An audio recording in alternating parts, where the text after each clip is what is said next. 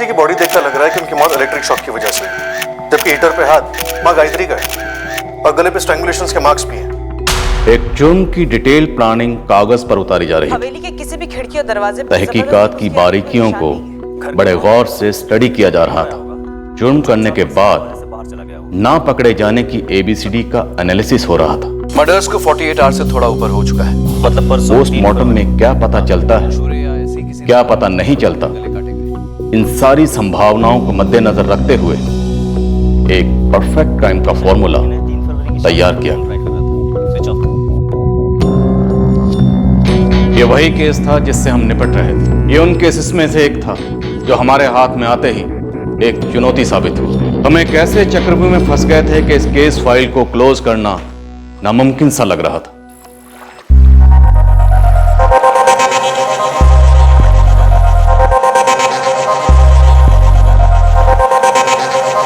साहब मैं रोज सुबह की तरह नदी आया था, लाश देख के सर घबरा गया, वो बस्ती भागा, वो सब इन सब को इकट्ठा कर लिया साहब। तुमने जब पहली बार बॉडी को देखा तब बॉडी इसी तरह पड़ी हुई थी? नहीं साहब, पीठ की बल थी, हमने उलट दी, देखकर उल्टी आ गई थी सर। सर जेब में से 3 चीजें मिली, चाबी, वॉलेट और ये डायरी।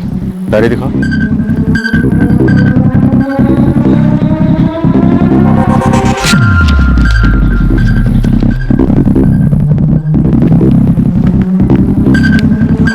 वॉलेट में से 2 फोटोग्राफ्स मिले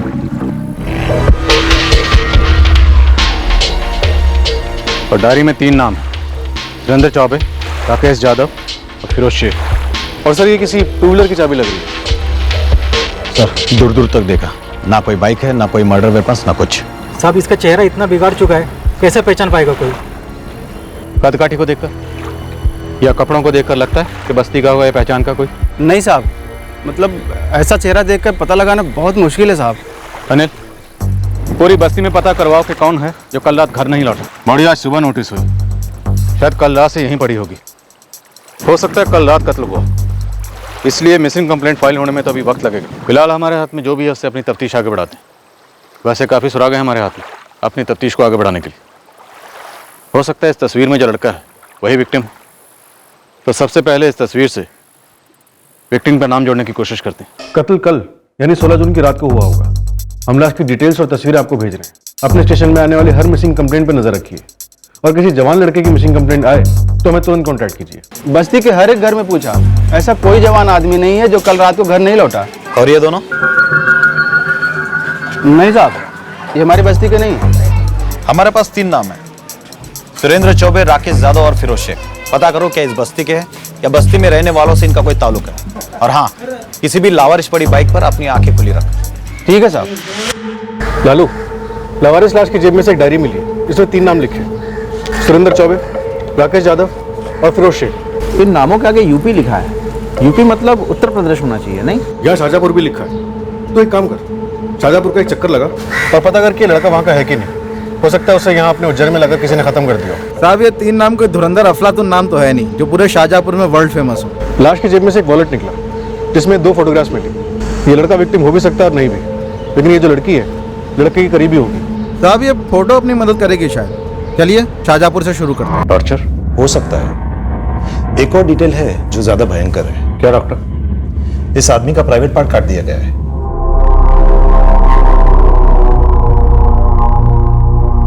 चेहरा भी बुरी तरह बिगाड़ दिया गया, लेकिन हमें क्राइम सीन से कोई औजार नहीं मिला। कोई भारी पत्थर रहा होगा।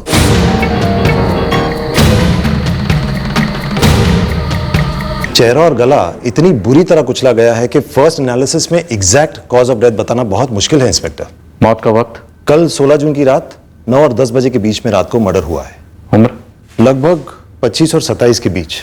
दोनों हाथों की सारी उंगलियां एक ही तरीके से काटी गई, लिंक काट दिया गया, चेहरा बुरी तरह से बिगाड़ दिया गया है। डॉक्टर, ये किसी गुप्त पंथ या तांत्रिक ग्रोह का काम हो सकता है? मुझे भी ऐसा महसूस हुआ था। कोई काला जादू, जादू टोना वाला मामला, नरबली। वैसे आज तक मैंने कभी कोई ऐसा केस नहीं देखा। कद 5 फीट 11 इंच है, उम्र लगभग 25 और 27 के बीच है, गेहुआ रंग है। लाश 17 जून की सुबह उज्जैन से मिली है। कत्ल 16 की रात को हुआ है। लोकेशन रामनगर बस्ती उज्जैन में। किसी भी पुलिस थाने में मैच मिसिंग कंप्लेंट दर्ज हुई हो 16 जून को या 17 जून को तुरंत रामनगर पुलिस स्टेशन से संपर्क करें। नहीं साहब, मैंने इनको पहले कहीं नहीं देखा। अपनी पर्चियों की बुक छान ले। 16 की रात को कोई बाइक लगी होगी जो अभी तक लेने नहीं आया। नहीं साहब, ऐसे कोई बाइक या स्कूटर तो यहाँ पे नहीं है। भाईजान, शाहजहांपुर को कुछ छोटा सा गांव समझे हो, जहां चौपाल में 3 नाम पुकारे और तीनों के तीनों हाजिर हुए। और वैसे भी हम अपनी डायरी में सिर्फ उन्हीं लोगों के नाम लिखते हैं जिनके हमारी तरफ पैसे बनते हैं। तो मुश्ताक चाचा, आप ये समझ लो, ये जो बंदा मरा है ना, उसके पैसे निकलते थे इन तीनों के, राकेश यादव, सुरेंद्र चौबे और फिरोज शेख। सिर्फ नाम से कोई काम हो सकता है? मोबाइल नंबर है तुम्हारे पास इनका कोई? अरे चाचा, अब ये डायरी हमने थोड़ी ना लिखी है। खैर छोड़ो, अब ये बताओ, इन दोनों को कहीं देखा है? ना। पक्का? हमारे साथ रह के वक्त जाया ना करो। अगली गली में जिला दफ्तर है, वहाँ इनका चिट्ठा मिल जाएगा। अरे माई बाप, हम तो सिर्फ जड़ी बूटी देते हैं बीमारी के लिए। दमा हो, पुरानी खांसी हो, सब ठीक हो जाता है। ऊपर वाले की रहमत से 2 अच्छी बातें भी कह देते हैं। बाबा कुरैशी, तुम मशहूर हो अपनी झाड़ फूंक के लिए, ये तुम्हारी 2 अच्छी बातें। मालिक, हमारा सब कुछ जुबानी होता है। ये उंगली काटना, आदमियों की लिंग विंग काटना, नहीं जी ना, तौबा, ऐसी विधि हम नहीं करते। पर ऐसी विधि हुई तो है। अब तुम मुझे बताओ कि किसका काम है? कौन है तुम्हारा वो बिरादर जिसने कांड किया है? शिव शिव शिव शिव, ऐसी विकृति के बारे में हमसे पूछ रहे हैं? हम तो प्याज लहसुन तक नहीं खाते। हम आप पर कोई आरोप नहीं लगा रहे, बस इतना बताइए कि ये जो नर बलि की विधि होती है, ये कौन लोग करते हैं? जिस गांव की तरफ कभी जाना ही ना हो तो उसका नाम जानकर हम क्या करेंगे? जगन, 5 थानों की सभी लावारिस 2 व्हीलर्स लाइनअप की, लेकिन ये चाबी किसी की नहीं थी। कल पूरा दिन पूरी रात पेट्रोलिंग गाड़ी ने सारा उज्जैन छान मारा, लेकिन कहीं पर भी लावारिस बाइक नहीं मिली। बस ये चाबी लेके घूम रहे हैं। जितने भी 2 व्हीलर मैकेनिक हैं, सबको टटोलो। हो सकता है कातिल ने सेकंड हैंड बेच दिया। अब बाइक की चाबी है तो बाइक भी होगी।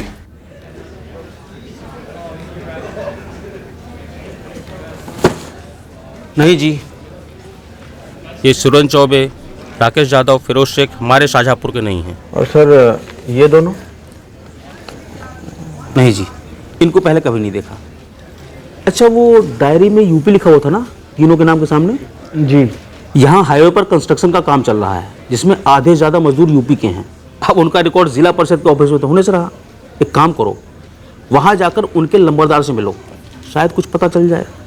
सर, 6 बाबा फकीरों से बात हुई। ये उंगली और लिंग काटने की विधि के बारे में कोई कुछ नहीं बता पाया। कह रहे थे आजकल ये नरबली वगैरह की विधि बंदी हो चुकी है। शायद ये नरबली है ही नहीं, हो सकता है कत्ल इस लड़की की वजह से हुआ। लाश का चेहरा पूरी तरह बिगाड़ दिया गया है। हो सकता है हमारा विक्टिम ये लड़का हो। भाई, ये लड़का लड़की है कौन? इनके बारे में हमारे पास कोई लीड नहीं है, और ना ही उन 3 नामों के बारे में जो उस डायरी में लिखे हुए थे। लड़का शायद ये माला पहनता था। कहीं जात पात का मामला तो नहीं? लड़का हिंदू और लड़की मुसलमान, या फिर दोनों हिंदू और फॉरवर्ड बैकवर्ड। हमारी जात की या हमारी कौम की लड़की पर हाथ डालोगे तो उंगलियां काट दी जाएंगी। सर, हो सकता है मामला प्यार मोहब्बत से कहीं आगे बढ़ गया हो। शायद वो लड़की प्रेग्नेंट हो गई हो और गुस्से में इस लड़के का लिंग काट दिया गया।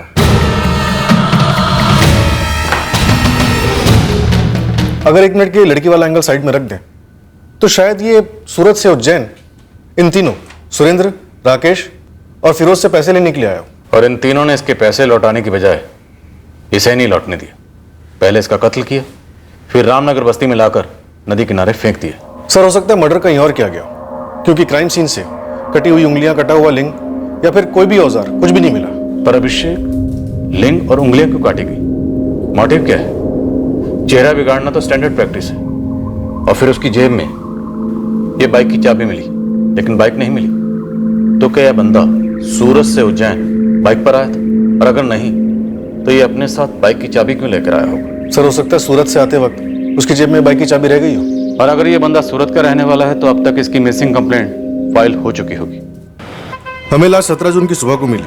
कत्ल 16 की रात को हुआ था। मैं सारी डिटेल्स और लाश की तस्वीरें भेज रहा हूँ, और उन लड़का लड़की की तस्वीरें भी भेज रहा हूँ जो हमें लाश के पास मिले थे। तुरंत भेज दो अभिषेक, हम पूरे सूरत में लुकआउट करते हैं। कत्ल 16 को हुआ था, आज है 18 जून। मिसिंग कंप्लेंट तो फाइल हुई होगी अब तक।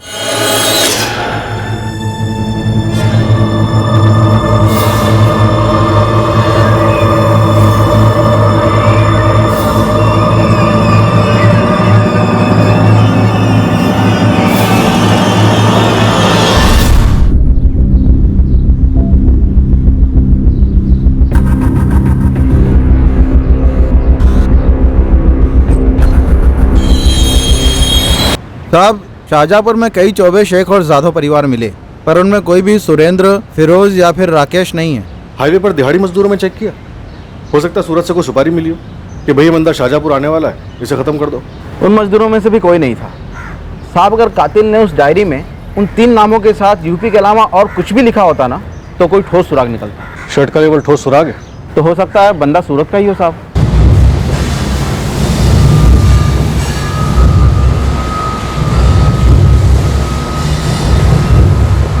હાલર સાહેબ, આ શર્ટ મારી કંપનીનું જ છે, મારી કંપનીનું લેબલ પણ છે।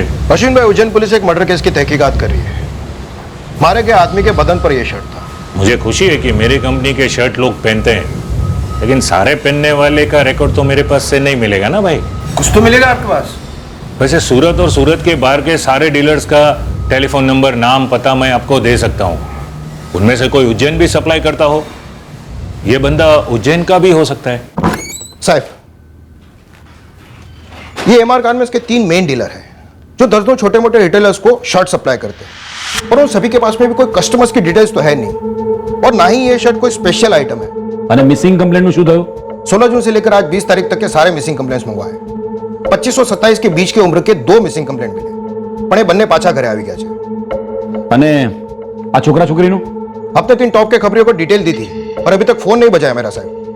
ये मारा गया आदमी कहीं का भी हो सकता है, जो सूरत किसी काम से आया हो और उसने यहां से शर्ट खरीदी हो, या फिर ऐसा भी हो सकता है कि उसके किसी सूरत के रिश्तेदार ने उसे ये सूरत की शर्ट गिफ्ट की हो। नहीं अभिषेक, ये बंदा सूरत का नहीं लगता है। हम तो शर्ट कंपनी तक भी पहुंच गए हैं, लेकिन हाथ कुछ नहीं लगा। कोई मैचिंग मिसिंग कंप्लेंट भी नहीं मिली है। और वो फोटो वाले लड़का लड़की? कुछ नहीं। डबल श्योर करने के लिए पोस्टमार्टम डॉक्टर से फिर एक बार एज की वेरिफिकेशन करा लो, शायद कोई एरर हो। नहीं, कोई एरर नहीं है। विक्टिम 25 और 27 के बीच का ही होगा, और हमारी सेकेंड एनालिसिस के मुताबिक मौत स्ट्रैंगुलेशन से हुई है, उंगलियों के या लिंग के काटने से नहीं हुई है। गला घोटने से मौत मतलब साफ साफ मर्डर, तो हम नरबली वाले एंगल को रूल आउट कर सकते हैं। पर फिर भी ये उंगलियों और लिंग का काटना प्लेन मर्डर को कैसे एक्सप्लेन करता है? पॉइंट। एनीवे, मैंने डीएनए प्रिजर्व किया है, बाकी सारी डिटेल्स आपके पास हैं। मेरी एडवाइस है बॉडी को केस हॉल होने तक दफना दो, बाद में अगर जरूरत पड़े तो कब्र से निकालकर हम उसे क्रिमेट भी कर सकते हैं।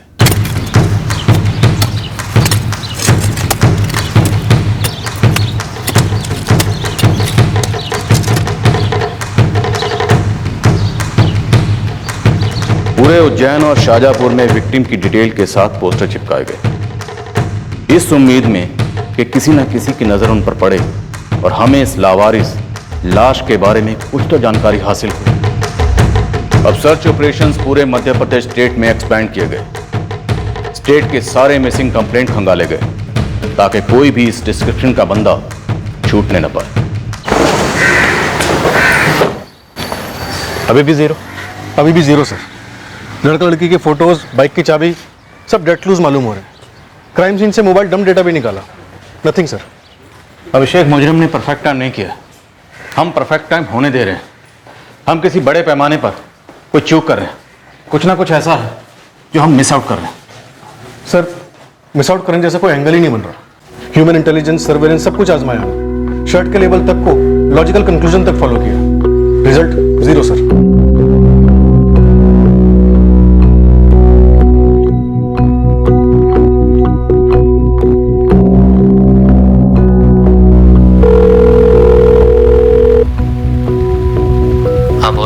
पोस्टर चिपका दिए हैं पुलिस वालों ने, 2 अलग अलग इलाकों में देखा, कल अखबार में भी छपा था। कोई बात नहीं, तो एक काम कर, चुपचाप वापस आ जा, मामला अपने आप ठंडा पड़ जाएगा। पुलिस वालों के पास एक यही केस थोड़ी ना है।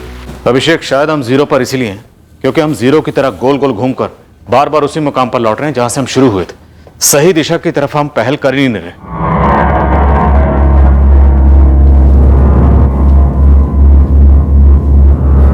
उन सारी चीजों की तरफ एक बार फिर से लौटते हैं जो हमारे लीड्स बने। सबसे टॉप पर था जाहिर सा लीड, पत्थर से चेहरा उछला गया ताकि पहचान हो ही ना पाए। लेकिन शर्ट का लेबल छोड़ दिया गया, गलती से या फिर जानबूझकर, ताकि हम सूरत की तरफ भागें और हमारे हाथ कुछ भी ना लगे। अभिषेक, लाश के पास जितने भी सुराग छोड़े गए हैं वो शायद इसी इरादे से प्लांट किए गए हैं ताकि हम घूमते रहें, गोल गोल गोल गोल।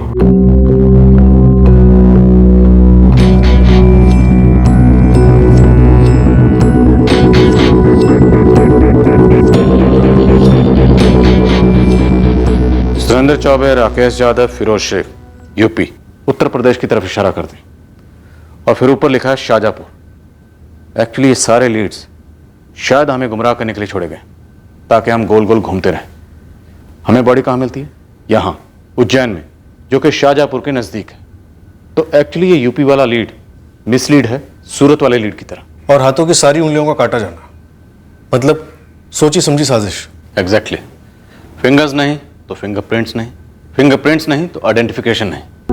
सर, फोरेंसिक टीम द्वारा क्राइम सीन से सारे फिंगरप्रिंट्स उठवा रहा हूँ। उन्हें हर मुमकिन सस्पेक्ट और हिस्ट्री शीटर के फिंगरप्रिंट्स के साथ मैच करेंगे हम। ये तुलसी की माला शायद कातिल ने इसलिए छोड़ी होगी ताकि हम सिर्फ हिंदू मेल्स की तलाश करें। लिंग भी शायद इसलिए काटा गया ताकि हम खतना पकड़ ना पाए। क्या हमारा विक्टिम मुसलमान है? विक्टिम का खतना हो चुका है इंस्पेक्टर। आप ये पक्का समझ कर चल सकते हैं कि विक्टिम मुसलमान है। मुजरिम ने हमें एक्सपर्टली उन सारी चीजों की तरफ धकेला जो हमें विक्टिम की आइडेंटिटी से दूर ले जाए। दरअसल हर लीड जानबूझकर रची गई एक मिसलीड है। मुस्लिम मेल एज 25 to 27, हमें इसे ढूंढना चाहिए सर। यूपी, सूरत, बाइक, चाबी, नरबली, ये सब एक तरफ रखते हैं और इस आदमी की सारी डिटेल्स पूरे एमपी में भेजते हैं।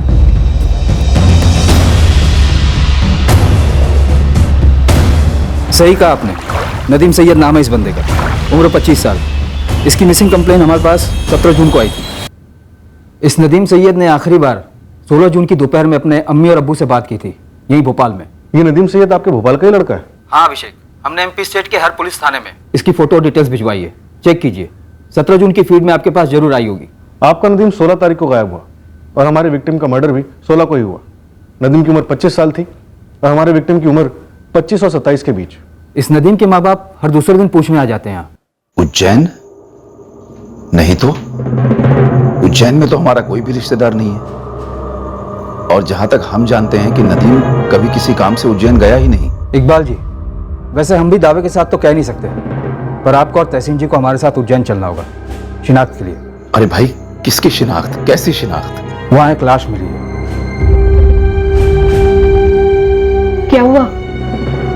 पुलिस क्या कह रही थी? उज्जैन शिनाख्त? वहां की पुलिस को कोई लाश वाश मिली है? हाँ, तो क्या हुआ? वो हमें क्यों फोन कर रही है? उनका कहना है कि वो लाश हमारे नदीम की हो सकती है।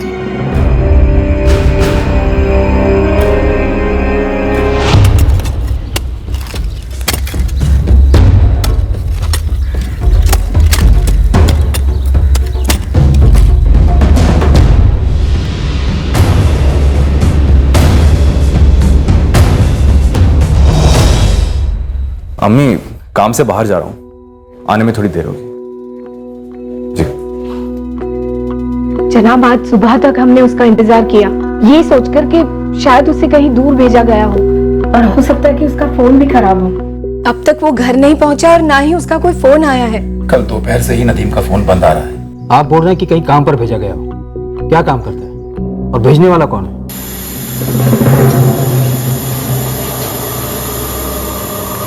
सर, अपने गोविंदपुरा में शक्ति इंडस्ट्रियल एस्टेट है, वहां पर ही हमारा नदीम एसी रिपेयरिंग का काम करता है। वसीम बेग नाम है उसके मालिक का। वसीम बेग? शक्ति स्टेट वाले जो अभी कॉर्पोरेशन के इलेक्शन में खड़े, वही? जी जी वही। पर वसीम भाई का कहना है कि उन्हें नहीं पता कि नदीम कहाँ चला गया है। अरे इकबाल भाई, हम भी नदीम को फोन लगा लगा कर थक गए हैं। हमें लगा उसने बिना बोले छुट्टी मार ली, लेकिन अब उसका फोन भी ऑफ आ रहा है। वसीम भाई, नदीम का फोन तो कल रात से ही बंद आ रहा है। ऐसे कैसे गायब हो गया? कुछ तो बोला होगा आपसे। हमें लगा आपको पता होगा। वैसे कल नदीम ने अपनी अम्मी को फोन करके बताया था कि वो किसी काम से बाहर जा रहा है, लौटने में देर हो जाएगी। वसीम जी, नदीम ने जाने से पहले आपसे कुछ कहा नहीं? मालिक, अगर उसने मुझसे कुछ कहा होता तो मैंने इकबाल मियाँ को बताया होता ना। नदीम सर मुझसे इतना कह के गया कि उसको अपना कोई निजी काम पूरा करना है। कैसा निजी काम यार, जो तुम्हें काम के वक्त ही करना है? तुम्हें पता है ना काम को लेकर कैसी मारामारी चल रही है। भाईजान, मैं कल फुल डे फुल नाइट कर लूंगा, आज थोड़ा जरूरी काम है, प्लीज जाने दीजिए। ठीक है, जाओ, लेकिन टाइम से आ जाना। नदीम कभी भी बेवजह छुट्टियां नहीं मांगता और अपने काम में भी सटीक है। अब 2 दिन से गायब है, इसलिए मैं ज्यादा परेशान हो रहा हूँ। मैंने अपने लड़कों को भी खोजने लगाया है। आखिर जा जाकर कहाँ जा सकता है ये नदीम? कोई लड़की का चक्कर? मालिक, बहुत छोटी सी यूनिट चलाता हूँ अपना घर चलाने के लिए और दिल से आवाम की खिदमत करना चाहता हूँ, सिर्फ इसलिए चुनाव लड़ रहा हूँ। अब इस सब के बीच में कौन अपने मुलाजिम के चक्करों का हिसाब रखेगा? आप प्लीज नदीम को ढूंढ निकालिए। अपने अम्मी अब्बू का इकलौता है। सर, हमारा नदीम हमें बताए बगैर भोपाल से बाहर जा ही नहीं सकता। आप बेकार में ही हमें उज्जैन ले जा रहे हैं। लेकिन ये भी तो सच है कि आपका नदीम 16 जून से गायब है, वो भी बिन बताए।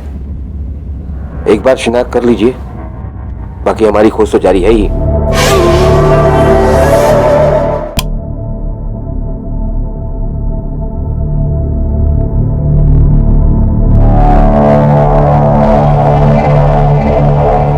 लाश की शक्ल मानो है ही नहीं, ऊपर से गलने भी लग गई थी, इसलिए हमें दफनाना पड़ा। शिनाख्त के लिए वापस बाहर निकाला। आप लोगों को थोड़ा हिम्मत से काम लेना होगा।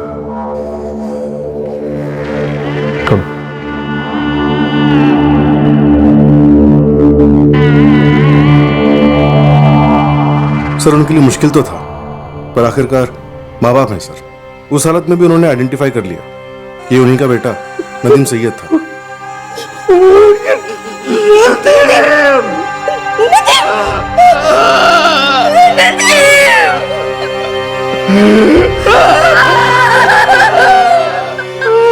नदीम के कॉल रिकॉर्ड्स हमने 17 को मंगवाए थे, जिस दिन कंप्लेन हुई थी। आखिरी लोकेशन तो भोपाल की है। तभी तो हमारा सारा सर्च ऑपरेशन भोपाल पर ही फोकस रहा। हालांकि हमने नदीम के सारे डिटेल्स पूरे एमपी में भिजवा दिए थे और भोपाल के सारे एक्सीडेंट के केसेस भी हमने छान मारे थे, छोटे मोटे क्लिनिक से लेकर सरकारी हॉस्पिटल तक। उज्जैन की तो हमने सोची भी नहीं थी, क्योंकि कोई कारण ही नहीं था। वैसे माँ बाप ने शिनाख्त तो कर ली है, तो हम विक्टिम को नदीम सैयद मान सकते हैं, लेकिन फाइनल कंफर्मेशन डीएनए टेस्ट के बाद ही होगा, ताकि डाउट की कोई गुंजाइश न रहे। वैसे दोनों केसेस के बाकी सारे डिटेल्स तो मैच कर रहे हैं, सिवाय इसके कि आखिरी लोकेशन उज्जैन नहीं भोपाल है। और एक अजीब बात है इस फोन को लेकर। कॉल रिकॉर्ड में गौर कीजिए, नदीम का फोन सिर्फ 2 महीने पुराना है और किसी शमशेर खान के नाम पर खरीदा गया है। कौन है शमशेर खान? फर्जी नाम है। आप बता रहे थे कि ये नदीम किसी एसी रिपेयर यूनिट में टेक्नीशियन था। जी हाँ, वसीम बेग की यूनिट में। नदीम इस नंबर से अपने बॉस वसीम, अपने पेरेंट्स, क्लाइंट, कुछ दोस्तों और रिश्तेदारों को कॉल करता था। वसीम बेग की वाइफ रुखसाना को भी कुछ कॉल्स हुए। हमने वसीम और रुखसाना दोनों से कंफर्म भी किया था। इंस्पेक्टर साहब, ऐसे सीधे हमारे घर चले आने से पहले आपको जरा सा एहतियात बरतना चाहिए था। चुनाव लड़ रहा हूँ, हमारे मुखालफों को पता चलेगा तो बात का पतंगड़ बनाने का मौका मिल सकता है। फिलहाल नदीम नहीं मिल रहा है और मैं ये जानने के लिए आया हूँ कि नदीम ने फर्जी नाम से मोबाइल क्यों लिया। रुखसाना जी, आप कुछ कहेंगी? आपकी तो बात होती थी। नदीम हमारे यहाँ पिछले 3 सालों से काम कर रहा है और इन 3 सालों में उसने कभी भी कोई भी फर्जी काम नहीं किया। निहायती नेक, ईमानदार और मेहनती लड़का है। जिंदगी में कभी कुछ फर्जी कर ही नहीं सकता। बिल्कुल, मैं भी यही कहने वाला था। दरअसल नदीम का पिछला फोन पानी में गिर गया था, इसलिए उसने नए फोन के साथ नया सिम ले लिया। मैंने पूछा भी ऐसा क्यों कर रहे हो, तो क्या बोला? बोला सिम नए इंस्ट्रूमेंट के साथ किसी अच्छी डील में मिल रही है। लेकिन इंस्पेक्टर साहब, ये बात मैं मान ही नहीं सकता हूँ कि नदीम किसी भी तरह का कोई फर्जी काम कर सकता है। आप नदीम को ढूंढ निकालिए, बहुत नेक बंदा है। हो सकता है किसी के बहकावे में आ गया हो, किसी ने फंसा लिया हो, कुछ गलत हो गया हो। सर, हमने हर मुमकिन एंगल टटोला, कहीं ये बंदा नदीम किसी चक्कर में तो नहीं फंस गया। आप लोगों के पास इस एंगल को लेकर चलने का एक मजबूत कारण था। फर्जी नाम, कोई बंदा ऐसा क्यों करेगा? और सबसे बड़ी बात यह कि वो उज्जैन क्यों आया होगा या फिर लाया गया होगा। नदीम का उज्जैन से कोई ना कोई कनेक्शन जरूर था, जो भोपाल में कोई नहीं जानता, या फिर जानबूझ के अनजान बन रहा है।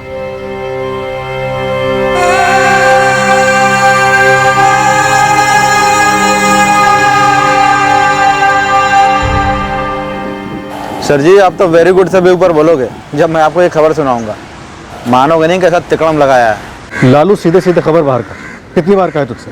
सर जी, वो फोटो वाली लड़की मिल गई है, प्रिया नामदेव नाम है। कौन है प्रिया नामदेव? असली लड़की है सर जी, मुझे उसकी 2 व्हीलर की लाइसेंस मिली है। भोपाल की लड़की है। नेता कैसा हो? भाई जैसा हो। नेता कैसा हो? भाई जैसा हो। सलाम वालेकुम खाला, चुनाव जिताना है हमको। हाँ, और जो टैंकर की झंझट है ना, हमेशा के लिए खत्म। जीतेगा भाई, जीतेगा वसीम भाई, जीतेगा भाई, जीतेगा वसीम भाई, जीतेगा। हमारा नेता कैसा हो? जिताना है। भाई आपके दूसरे फोन पे उज्जैन पुलिस का फोन आया था। क्या बोल रहे थे? नदीम के बारे में पूछ रहे थे। मैंने बोला चुनाव रैली के बीच में। ठीक बोला, रैली के बाद उनको कॉल करता हूँ। सर अनवर इस प्रिया नामदेव को लेने के लिए भोपाल गया। लड़के की बॉडी पर तुलसी की माला। हम सोच रहे थे कि लड़का हिंदू और लड़की मुस्लिम वाला एंगल, पर अब उल्टा लग रहा है। लेकिन सर नदीम के पिछले 2 महीने से चल रहे फर्जी नाम वाले नंबर के कॉल रिकॉर्ड्स में कोई भी प्रिया नाम फीचर नहीं हुआ है और प्रिया के मोबाइल में भी सेम है। शायद पहले वाले नंबर से बात हो रही हो, कुछ प्रॉब्लम हुई होगी और नंबर चेंज किया होगा। पर अगर शमशेर के नाम पर पूरी तरह फर्जी सिम लेता तब तो बात समझ में आती। यहाँ नाम फर्जी, बाकी डॉक्यूमेंट फर्जी, पर फोटो असली है नदीम की। माजरा क्या है? प्रिया नामदेव जी। आप नदीम सैयद को जानती हैं? नदीम सैयद कौन है ये? नहीं सर, मैंने इस आदमी को पहले कभी देखा तक नहीं है। और ये बंदा? अब ये कौन है? नदीम के पॉकेट से तुम्हारा और इस बंदे का फोटो एक साथ मिला। पर सर ऐसा कैसे हो सकता है? मैं ना तो इस इंसान को जानती हूँ और ना ही इस नदीम सैयद को। क्या काम करती हो? सर मैं इंग्लिश में एमए कर रही हूँ यूनिवर्सिटी से, और मेरी समझ में ये नहीं आ रहा है कि मेरी फोटो किसी अजनबी की जेब तक कैसे पहुंची।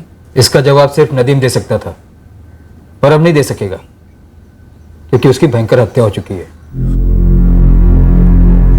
Oh my God! तो आपको उसकी जेब से मतलब लाश की जेब से?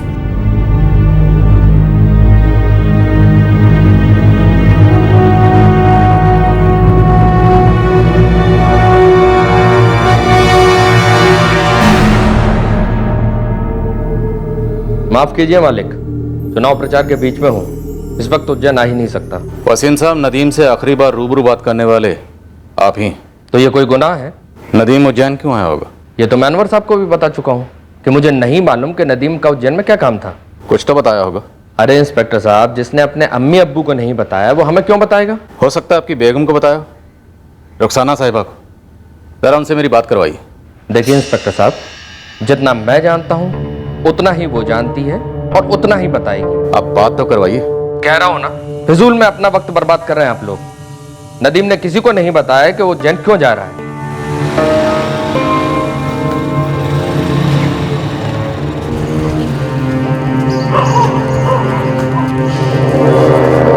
सर नदीम के पिछले नंबर के कॉल रिकॉर्ड्स आ गए। प्रिया नामदेव? कहीं नहीं सर।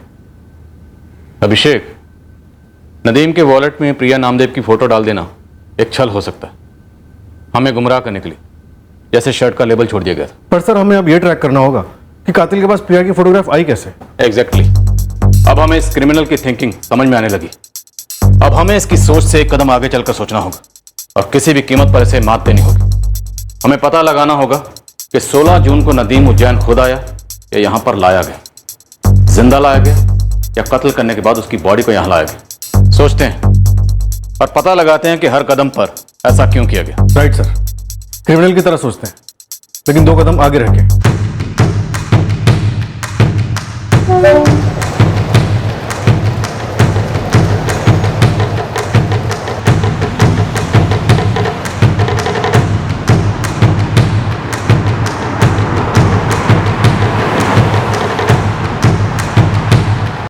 सो ये तो सरासर हैरेसमेंट है। सर मैं एक बार थाने आ चुकी हूँ और आपको साफ साफ बता चुकी हूँ कि मैं किसी नदीम सैयद को नहीं जानती, तो फिर मैं दोबारा थाने क्यों आऊँ? प्रिया जी, मैं श्योर हूँ कि आप वैसे इस केस में शामिल नहीं हैं, लेकिन आप जरूर एक ऐसे इंसान से कनेक्टेड हैं जो इस केस से जुड़ा हुआ है, और हम बस वो कनेक्शन ढूंढ रहे हैं।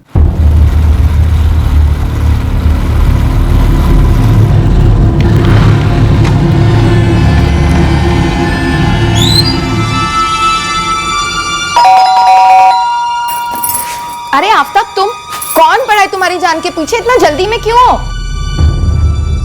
वसीम भाई, वसीम भाई टेंशन हो गई है। सुलेमान को पुलिस उठा ले गई। सुलेमान तक कैसे पहुंची?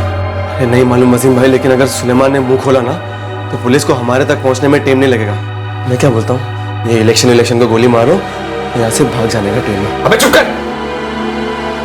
देखो, एक तो सुलेमान कुछ बोलेगा नहीं, लेकिन गलती से भी उसके मुंह से कुछ निकल जाता है तो हम सुलेमान को जानते तक नहीं। अड़े रहना इस बात पे।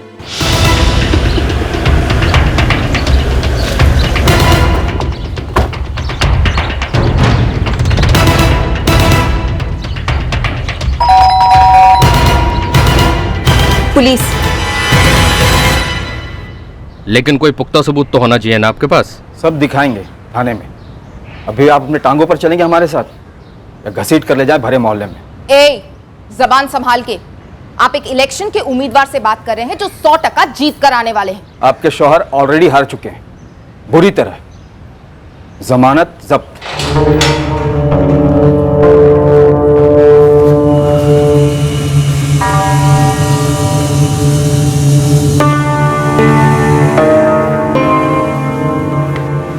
पोस्टर चिपका दिए हैं पुलिस वालों ने। तो एक काम कर, चुपचाप वापस आ जा, मामला अपने आप ठंडा पड़ जाएगा।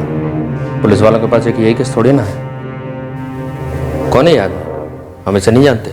वसीम भाई, खुदा के लिए ऐसा अकेला इनके मुंह में मटके लो। ये हमारे किसी मुखालिफ की चाल है, हमें फंसाने के लिए। कहीं आप लोगों की तो नहीं? मैं इस आदमी से आज तक मिला भी नहीं कभी। अरे बस करो वसीम भाई, बस करो।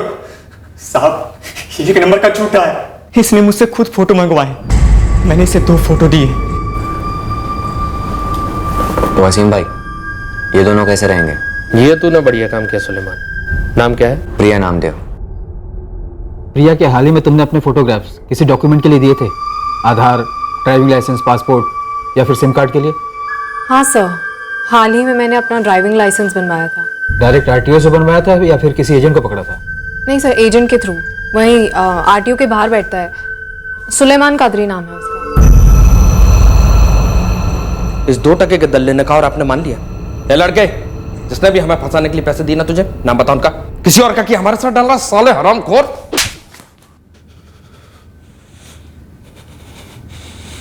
तूने हम पर हाथ उठाया, हम पर, ये जानते हुए कि हम कौन है। हम जान गए हैं कि तू कौन है, इसलिए तुझे ये ऑटोग्राफ दिए। अभी तो महज खाता खोला, अब धीरे धीरे तेरा एक एक पुर्जा खोलेंगे। परफेक्ट प्लानिंग की थी ना तुमने। हम पकड़ने निकले थे आफ्ताब खान को, पर पता चला ये तो पहले से तुम्हारे पास पहुंचा हुआ है। हमारी तो मतलब निकल पड़ी, एक के साथ एक फ्री। आफ्ताब खान, तू बाइक पर था नदीम के साथ, उसे उज्जैन ले जा रहा था। सीसीटीवी फुटेज है हमारे पास।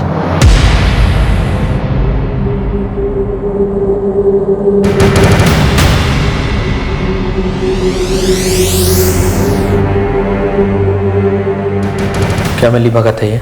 हमारे अपोजिशन में जो खड़ा है उसके साथ तुमने और इन दोनों ने मिलकर हमें बदनाम करने की साजिश रची है। देख रहे हो आफ्ताब, पहले इसने सुलेमान को हमारी गोद में डाल दिया और अब ये तुम्हारे सर पर पैर रखकर खुद को बचाने की कोशिश कर रहा है। सोच लो क्या करोगे?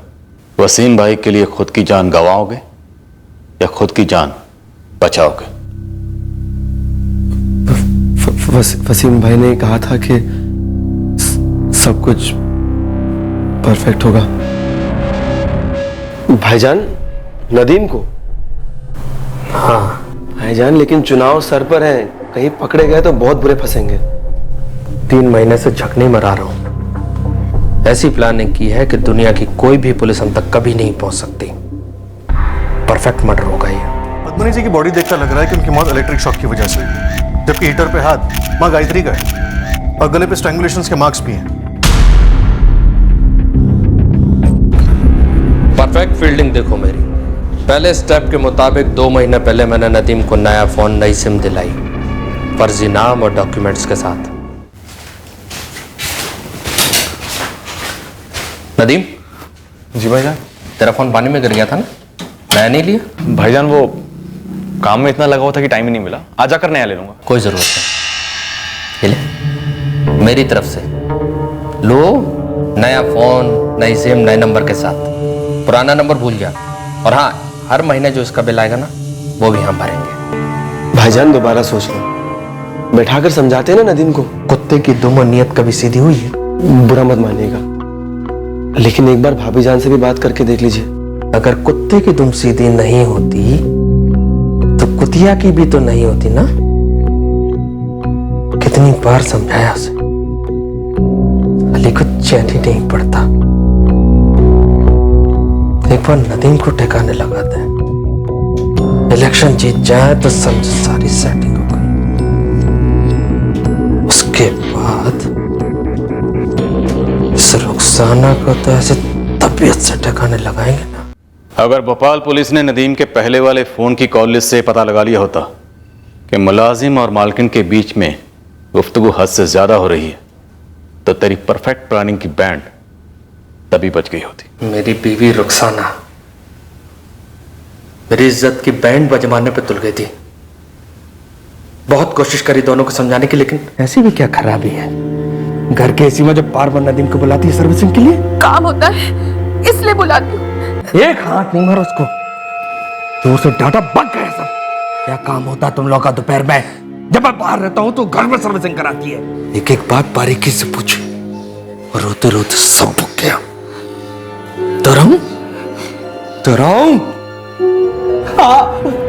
वसीम भाई, वसीम भाई, अम्मी और अब्बू की कसम, आइंदा ऐसी गलती नहीं करूंगा। लेकिन पहली बार भी हुई ही कैसे? तुझमें इतनी आसान फरामोशी आई कहां से बे? जानता है ना क्या था तू? कीड़ा, गंदी नाली का वो कीड़ा जिसे मैंने नाली से उठाया, नहलाया धुलाया, साफ किया और इंसान बनाया। साले तूने मेरी बीवी पे हाथ डाला। वसीम भाई, गलती हो गई, सबसे बड़ी गलती, आइंदा कभी नहीं होगा। लेकिन समझे नहीं दोनों, लगे पड़े थे मेरे पीठ के पीछे, घर के बाहर भी मिलने लगे थे। अगर अपोजिशन पार्टी वालों को पता चलता तो क्या कहते? अपना घर तो संभाला नहीं जाता, वोट क्या खाक संभालेगा? सुन नदीम, तू आफ्ताब के साथ तुरंत निकल जाए, एक अर्जेंट काम है। लेकिन भाई जाना कहाँ है? अबे ये सब मत पूछ, इलेक्शन से रिलेटेड है, खुफिया है।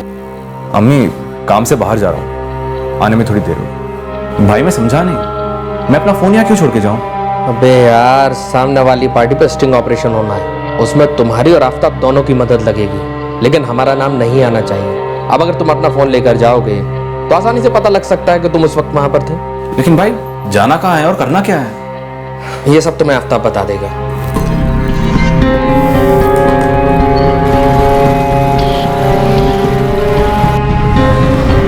वसीम भाई, नदीम के घर वाले पुलिस के पास जाएंगे जरूर, और फिर बात आप तक आएगी, लेकिन हम तक आते आते रास्ते में दम तोड़ देंगे।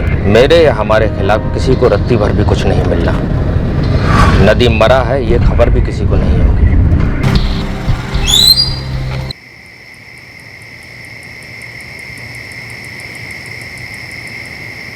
ये कौन सा वीडियो बनने वाला है आफ्ताब? वसीम भाई ने कहा था कि यहाँ और भी लोग होंगे और हमें उनकी मदद करनी होगी, है ना? वो देखो और लोग।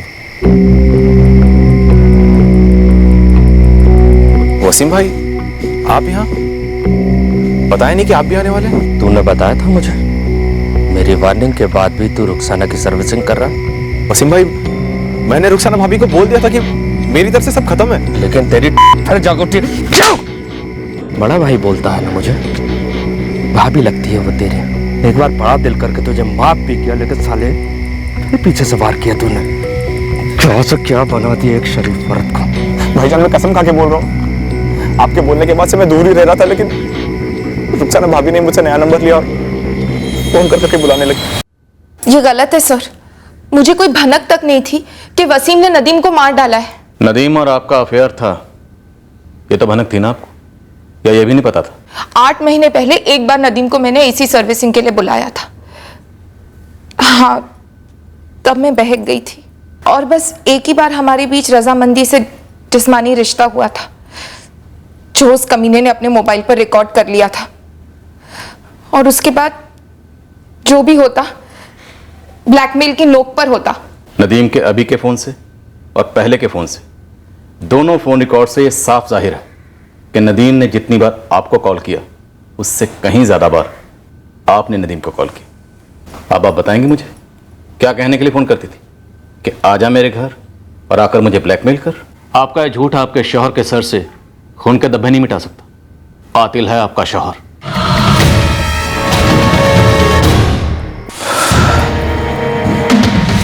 भाईजान, मैं तो कहता हूँ इसको यही नदी में फेंक देते हैं। हाँ, सही रहेगा, डूबेगा तो इसका लाश भी नहीं मिलेगा। ना ना, लाश तो मिलनी चाहिए, बस दुनिया में कोई पहचान ना पाए कि ये लाश नदीम की है। कपड़े उतारो साले के।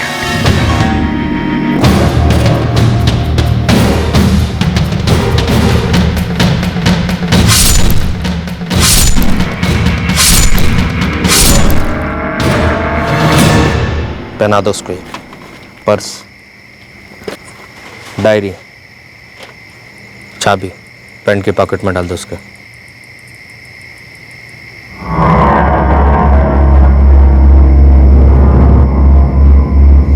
गले में डाल उसके।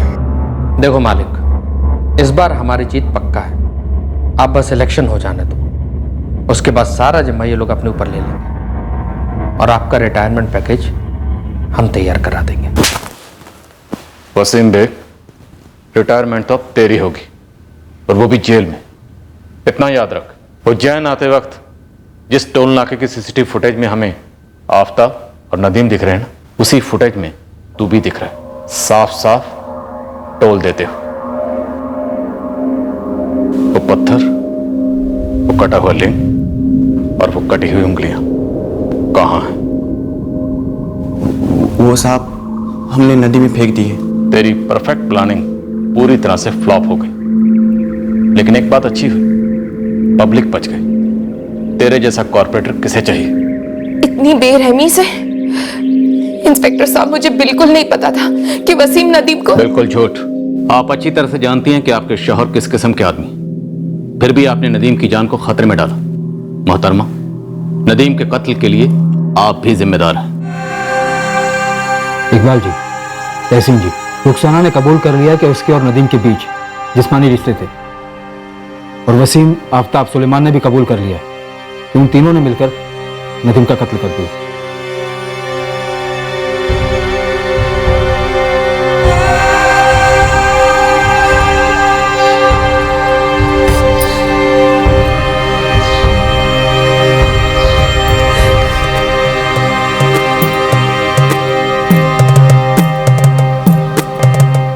दुनिया में ऐसी कोई प्लानिंग नहीं हो सकती जिसमें इंसान किसी को नुकसान पहुंचाकर खुद बच निकले।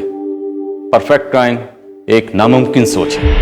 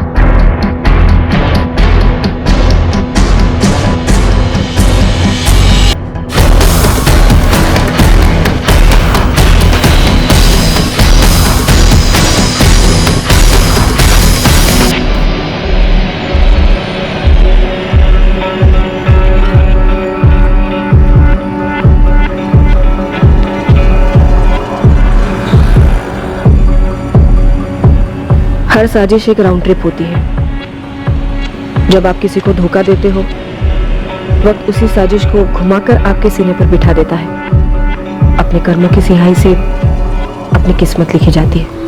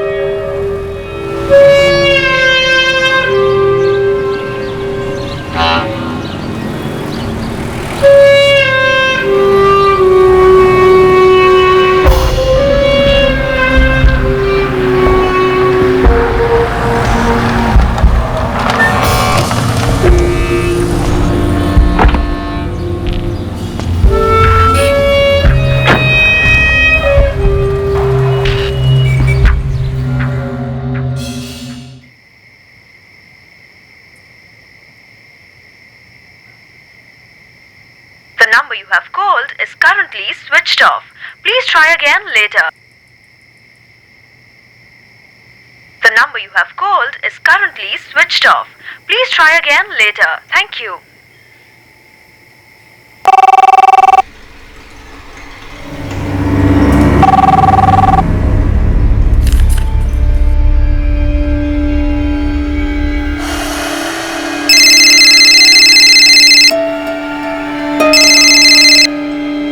नमस्ते लता भाभी। मंगेश, तुम्हारे गिरधरन्ना कहाँ है? गिरधरन्ना? वो तो किसी मीटिंग में होंगे भाभी। इतनी देर तक मीटिंग? दरअसल भाभी मुझे मालूम नहीं है। 5:15 बजे गिरधरन्ना की मीटिंग थी प्रकाश हेगड़े के साथ, पर उन्होंने मुझसे कहा कि मीटिंग कैंसिल कर दो। गिरधरन्ना, बस याद दिला रहा हूँ, 5:15 बजे प्रकाश हेगड़े सर के साथ मीटिंग है। कैंसिल कर दो मीटिंग को। मैं तुम्हें ये कहने बुलाने ही वाला था, एक अर्जेंट मीटिंग निकल आई है, मैं बस निकल ही रहा हूं।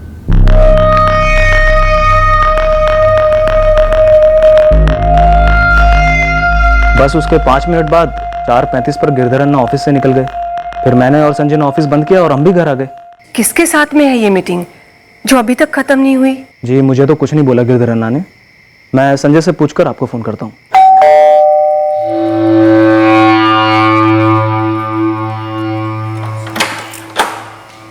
हाय मम्मी। नितिन, बेटा तुम्हारे पापा अभी तक नहीं लौटे। शायद कोई मीटिंग लेट तक चल रही होगी मम्मी, हो सकता है कि कोई बड़ी डील हो रही हो।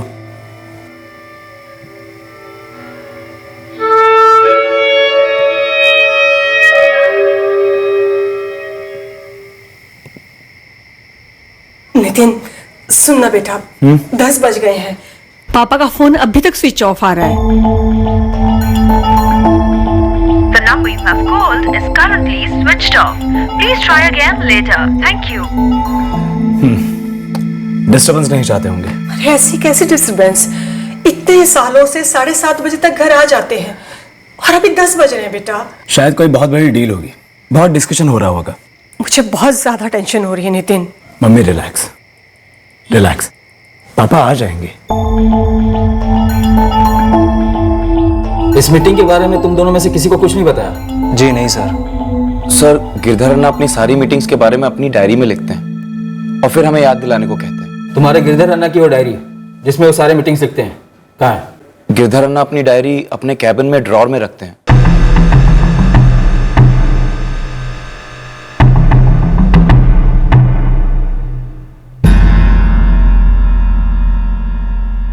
सवा 5 को प्रकाश हेगड़े के साथ मीटिंग कैंसिल करके उनकी जगह आरके फैब्रिकेटर्स लिखा है।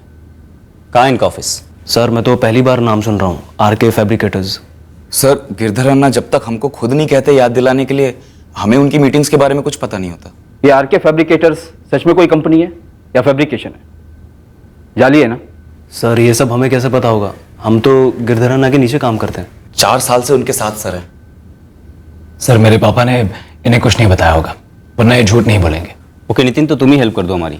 कौन है आरके फैब्रिकेटर्स? सर अगर हमें मालूम होता तो आपके पास कंप्लेन लेकर आने से पहले हम खुद जाकर वहां देखते। हमने पूरे मंगलुरु सिटी में बाइक एक्सीडेंट के लिए चेक किया है। तुम्हारे पिताजी की बाइक से मैचिंग कोई बाइक नहीं मिली।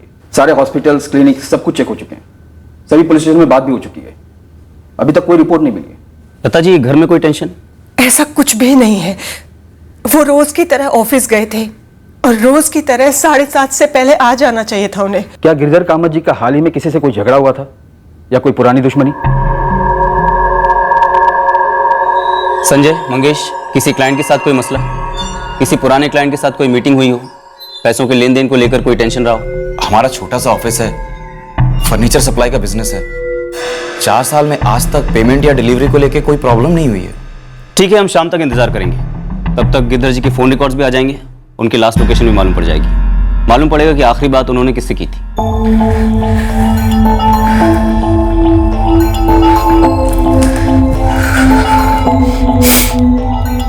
The number you have called is currently switched off.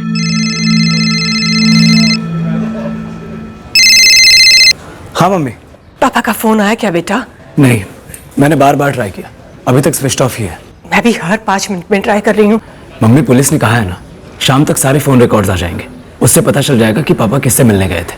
तब तक वेट करते हैं।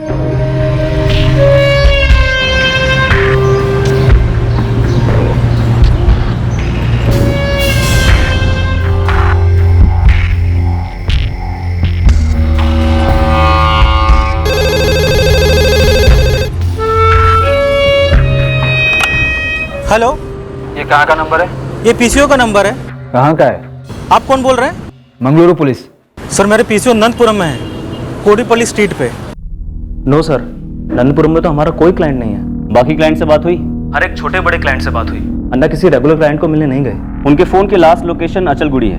उनको 15 तारीख को शाम 4:15 बजे नंदपुरम के एक पीसीओ से कॉल आया था और ये उनके फोन पर किया गया आखिरी कॉल था। उसके पहले 14, 13 और 12 जुलाई को भी उसी पीसीओ से तुम्हारे गिरधर अन्ना को कॉल आया। पर हमें तो कुछ नहीं बोला उन्होंने।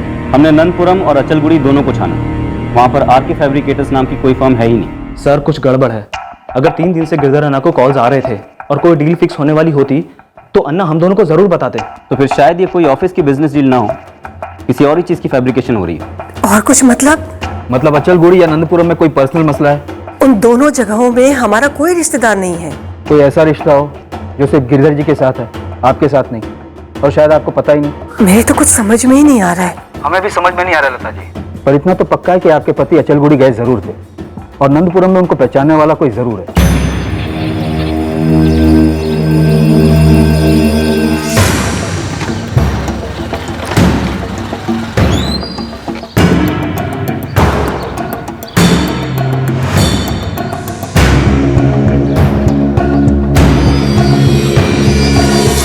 साहब ये बाइक मैं पिछले 2 दिनों से देख रहा हूँ।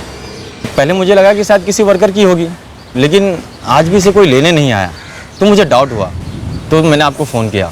ये बाइक गिरधर कामत नाम के एक आदमी की है जो 15 तारीख से गायब है। कोई आइडिया है कि इस बाइक को यहाँ पर किसने पार्क किया? साहब ऐसा तो मैंने किसी को पार्किंग करते हुए यहाँ नहीं देखा। गिरधर की बाइक नंदपुरम में एक फैक्ट्री के बाहर पार्क मिली, अचलगुड़ी के 10 किलोमीटर पहले, और अचलगुड़ी में उनका फोन स्विच ऑफ हुआ था 15 जुलाई शाम 6:25 पर। देखिए अब 3 दिन हो चुके हैं, मामला सीरियस लग रहा है। आरके फैब्रिकेटर्स जो उनकी डायरी में नाम लिखा था वो कोई जाली नाम लग रहा है। लेकिन सर सब कुछ तो बहुत ही नॉर्मल चल रहा था, अचानक ऐसे सीरियस क्या हो सकता है? इस वक्त नो आइडिया, लेकिन हम पूरी अचलगुड़ी और पूरे नंदपुरम को स्कैन करने वाले हैं। डेफिनेटली गिरधर कामत के लाइफ में कुछ तो ऐसा चल रहा था जिसकी वजह से ये सब कुछ हुआ है। देखिए हम लोग अपना काम कर ही रहे हैं, अगर आप दोनों पर्सनल लाइफ में से किसी मैटर को सामने रख सकते हैं तो हेल्प होगी, या फिर तुम दोनों किसी प्रोफेशनल मसले को सामने रख सकते हो, है कुछ?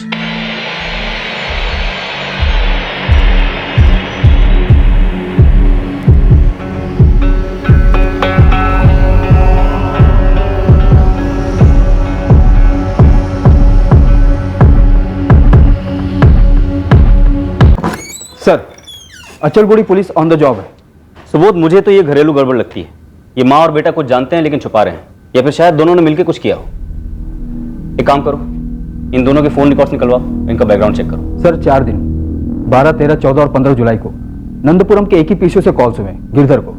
शायद गिरधर को एक तरीके से बेवकूफ बनाया गया हो इस आरके फैब्रिकेटर के नाम पर, शायद एक तरीके से लालच दिया गया। लेकिन अगर ऐसा है तो क्यों है? कहीं ये बाइक का मिलना कोई प्लान तो नहीं है, और कहीं हमारे लिए एक इशारा तो नहीं है कि अगले पड़ाव पर हमें कोई डेड बॉडी मिलने वाली है?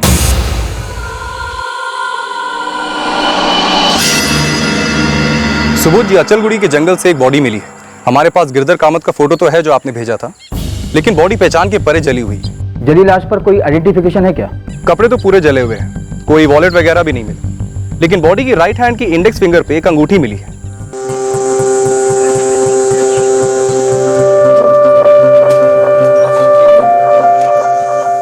हाइट और हुलिया गिरधर कामत जी से मैच तो हो रहे हैं, लेकिन बॉडी पूरी तरह जल चुकी है, शायद पहचाना पॉसिबल ना हो।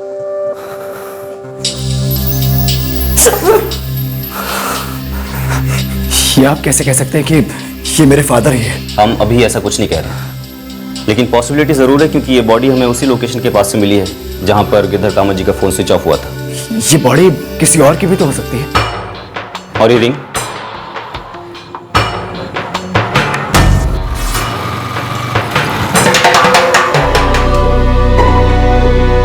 मेरे हस्बैंड की अंगूठी है। फोटोग्राफ में नोटिस की थी हमने ये अंगूठी। हमने फोटोग्राफ के साथ मैच किया, गिरधर कामत के राइट हैंड की इंडेक्स फिंगर पे भी सेम अंगूठी है।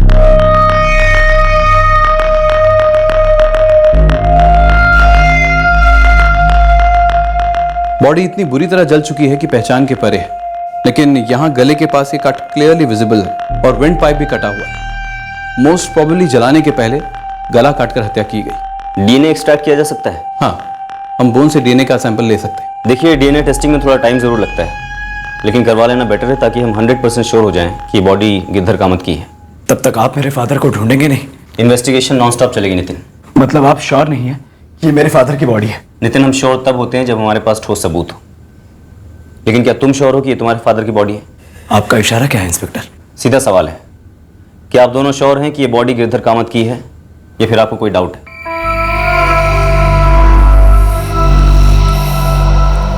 आप मुझसे ये पूछ रहे हैं कि मेरे बेटे नितिन ने अपने पिताजी का खून किया क्या? मैं ये पूछ रहा हूँ कि ऐसा करने के लिए नितिन के पास क्या कोई कारण था, या फिर आप दोनों के पास कोई वजह थी? गिरधर जी मेरे पति थे, पति मेरे नितिन के पिताजी, और नितिन हमारा इकलौता बेटा है, जिसकी अपने पिता से बिल्कुल नहीं बनती थी। लता जी, हम हवा में बात नहीं करते। हमने पता किया है कि आपका घर एक खुशहाल परिवार कहलाने से काफी दूर था। ये सच है कि मेरे पापा और मेरे बीच रिश्ते ठीक नहीं थे। तनाव किस बात को लेकर था? सर, मेरे पापा एक हार्डकोर बिजनेसमैन थे, चाहते थे कि मैं भी उनका बिजनेस ज्वाइन करूं, पर मुझे उनके बिजनेस में बिल्कुल इंटरेस्ट नहीं था। वो हमें पता है। सर, घर में क्या चल रहा था उसके बारे में तो हमें कुछ नहीं मालूम। हम तो सिर्फ नौकरी करते हैं सर। सर, बस इतना जानते हैं कि सालों से नितिन और गिरधर अन्ना की जमती नहीं थी। गिरधर अन्ना चाहते थे कि नितिन उनका बिजनेस टेक ओवर करे, और नितिन को इसमें कोई इंटरेस्ट नहीं था। वो स्कॉलर टाइप है। ये किलर टाइप भी है क्या? क्या सर? मतलब ये कि क्या नितिन अपने पिता गिरधर कामत का मर्डर करवा सकता है या कर सकता है? मेरे और मेरे फादर के बीच विचारों के मतभेद थे सर। जैसे कि मैंने आपको कहा, वो एक मनी माइंडेड हार्डकोर बिजनेसमैन थे।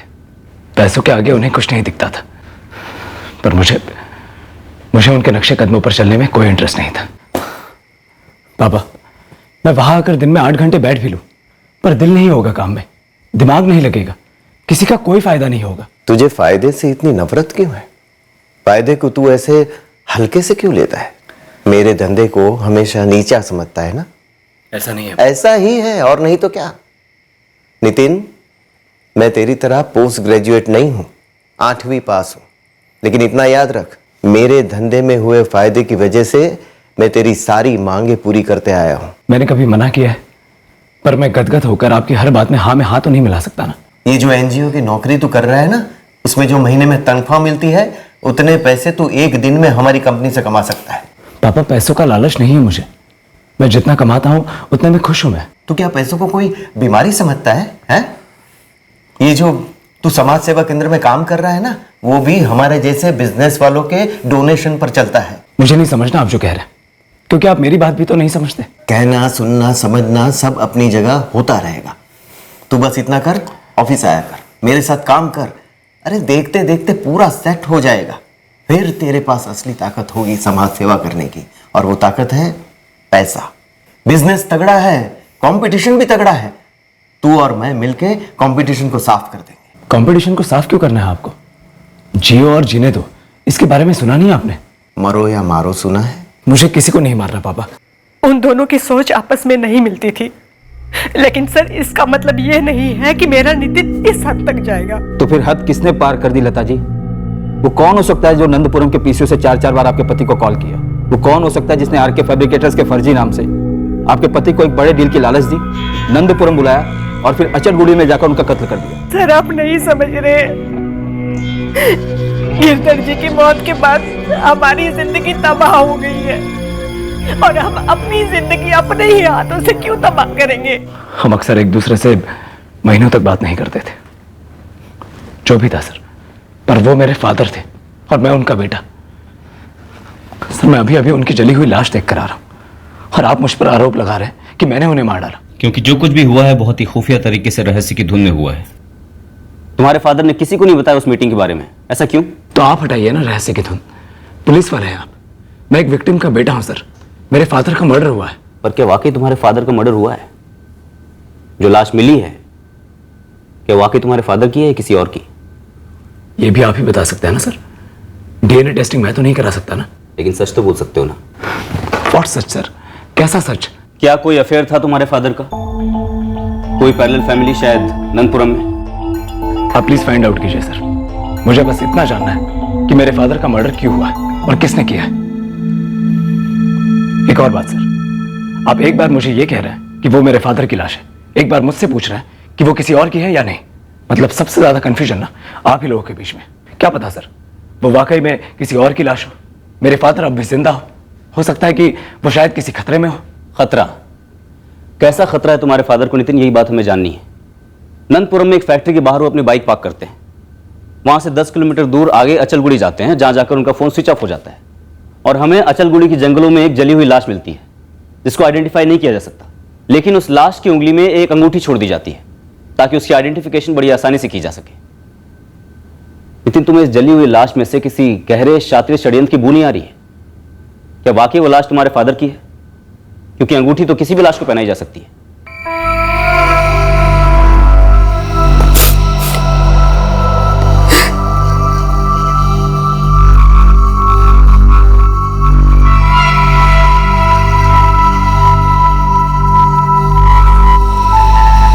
पुलिस वालों के कहने पर मैंने डीएनए टेस्ट दे दिया है उस लाश के साथ मैच करने के लिए। मम्मी, क्या पापा की जिंदगी में कोई दूसरी औरत थी? थी बेटा, ऐसा कुछ भी नहीं था। तो फिर हम सब से छुपकर पापा अचलगुड़ी किससे मिलने गए थे?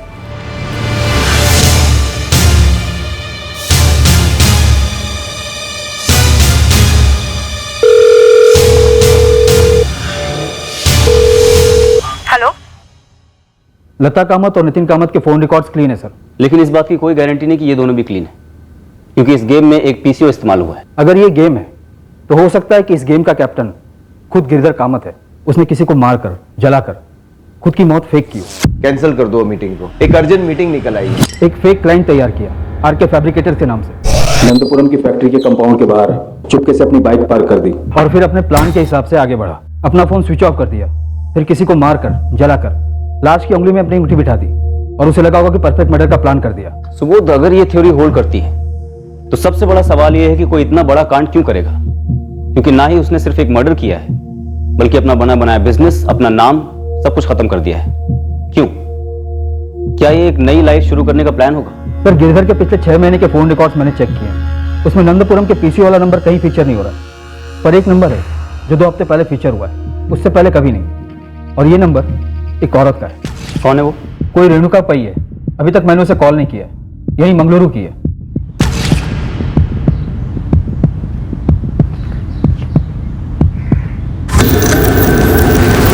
जी रेणुका पई? जी हाँ, मैंने पेपर में पढ़ा था गिरधर जी के बारे में। गिरधर कामत ने 1 जुलाई को आपको फोन किया था? जी हाँ, किया था।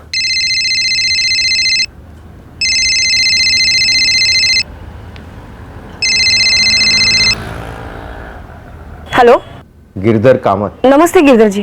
कैसी हो तुम? मैं ठीक हूँ। आप और लता दीदी कैसे हैं? और नितिन? एकदम फर्स्ट क्लास है। और तुम्हारा कार्तिक? जी वो भी ठीक है। गिरधर जी, आपने कैसे फोन किया? मुझे तुमसे मिलना है, कुछ जरूरी बात करनी है। किस बारे में गिरधर जी? मिल के बात करें, फेस टू फेस। मैं फोन करता हूँ, कब मिलना है?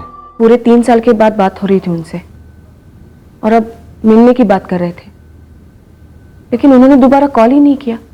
ना मैंने कॉल किया पूछने के लिए, और सच कहूं तो अब बात करने जैसा कुछ रहा ही नहीं, ना गिरधर जी के साथ, ना उनके फैमिली के साथ। क्या हुआ था 3 साल पहले? कैसे जानते हो आप लोग एक दूसरे को? गिरधर जी की पत्नी लता मेरी ननंद हुआ करती थी। लता दीदी के छोटे भाई वल्लभ रायकर से 3 साल पहले मेरा डिवोर्स हुआ था। तब से मैं अपने बेटे कार्तिक के साथ अपनी जिंदगी संभाल रही हूँ। अब तो कोई टच भी नहीं है कामत फैमिली से। और 3 साल बाद गिरधर कामत अचानक आपको फोन करते हैं एकदम से और फेस टू फेस मिलने के लिए कहते हैं। जी, पर वो मीटिंग हुई ही नहीं। रेणुका जी, हमारे पास एक लाश है, लगती तो गिरधर कामत की है पर नहीं भी हो सकती है।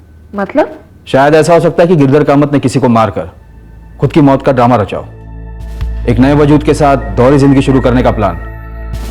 खैर, आप इस कामत फैमिली के बारे में और कुछ बता सकती हैं हमें? 3 साल से उनमें से किसी के साथ मेरी फोन पर भी बात नहीं हुई है, दिवाली पर भी नहीं।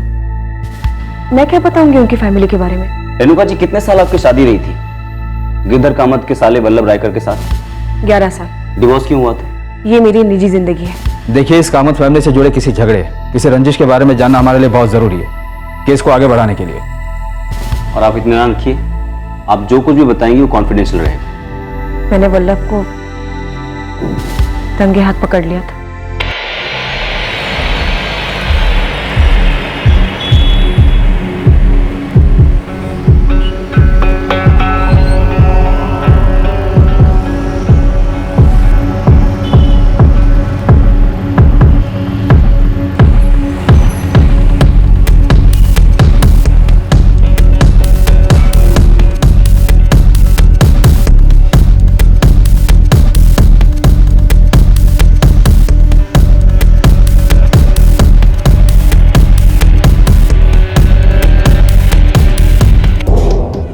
मैंने वल्लभ और नंदिनी के फोन रोमांस को पहले ही पकड़ लिया था।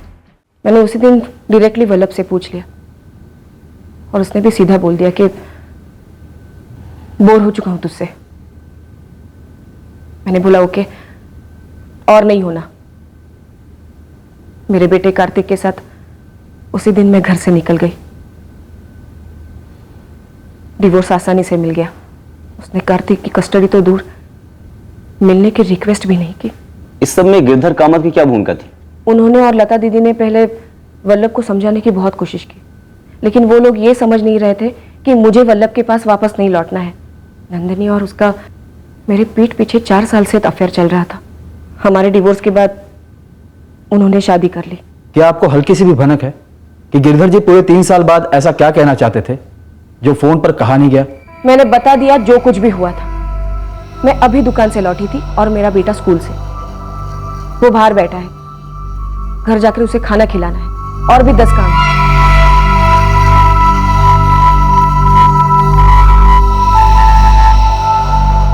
हो सकता है रेणुका पई झूठ बोल रही हो। शायद ये गिरधर रेणुका से मिला हो।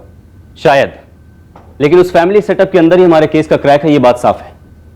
इस लता कामत के भाई वल्लभ रायकर को ले आओ। शायद इस जीजा और साले की जोड़ी के बीच में जरूर कोई राज है जो हम नहीं जानते। इस वक्त हम सिर्फ इतना जानते हैं कि हमें एक डेड बॉडी मिली है, और वो डेड बॉडी गिरधर कामत की हो भी सकती है और नहीं भी।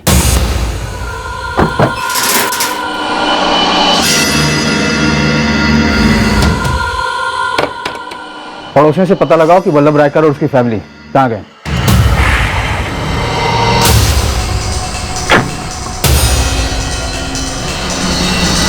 पूरी कॉलोनी छान मारी, सबसे बात की, लेकिन किसी को आइडिया नहीं कि वल्लभ रायकर और उसकी मौजूदा पत्नी नंदिनी कहाँ गए हैं। वहाँ किसी सिक्योरिटी वाले से बात हुई? कोई वॉचमैन? सर, यहाँ पर सभी की अपनी अपनी कोठियाँ हैं, कोई कॉमन सिक्योरिटी नहीं है। मेरे भाई वल्लभ का फोन नंबर? जी, और उनकी पत्नी नंदिनी का भी। और क्या आप बता सकती हैं कि दोनों कहाँ चले गए हैं, घर और दुकान बंद करके? और क्या वल्लभ को गिरधर के बारे में मालूम है? नहीं इंस्पेक्टर साहब, मैं कुछ नहीं जानती। करीब 6 महीने से मेरी कोई बात नहीं हुई है, ना ही वल्लभ से और ना ही नंदिनी से। नंबर दीजिए वल्लभ और नंदिनी दोनों का। 4445698821 वल्लभ रायकर और 4440987767 नंदिनी रायकर। इन दोनों के फोन रिकॉर्ड चाहिए मुझे तुरंत। सर, ये जो पूरी टीम की लिस्ट दी है आपने, लता कामत, नितिन कामत, नंदिनी रायकर, वल्लभ रायकर और रेणुका पई, सबके सबका रिपोर्ट कार्ड एक दिन में आपके सामने रख दूंगा साहब। 3 साल बाद गिरधर कामत अपने साले वल्लभ रायकर की एक्स वाइफ रेणुका पई को फोन करता है, और यहाँ गिरधर कामत की पत्नी यानी कि लता कामत वो कहती कि उसने अपने भाई वल्लभ से 6 महीने से बात ही नहीं की है। ये बात कुछ खटक नहीं रही है? सर, चंदन खबरी ने शुरुआती रिपोर्ट भेजी थी फील्ड से। वल्लभ और लता दोनों भाई बहन हैं, काफी अमीर खानदान से बिलोंग करते हैं, और इनका बाप खुद एक बहुत बड़ा बिजनेसमैन था। और ये गिरधर, ये गरीब घर से आता था? नहीं सर, ये भी खाते पीते घर से बिलोंग करता है। उसकी भी काफी प्रॉपर्टीज वगैरह हैं। पर गिरधर और लता के बेटे नितिन को पैसों में कोई इंटरेस्ट नहीं है, और दूसरी तरफ वल्लभ की एक्स वाइफ रेणुका अपने बेटे कार्तिक को सिंगल हैंडेडली बड़ा कर रही है, मुसीबतों को झेल कर। ये बात भी मुझे खटक रही है।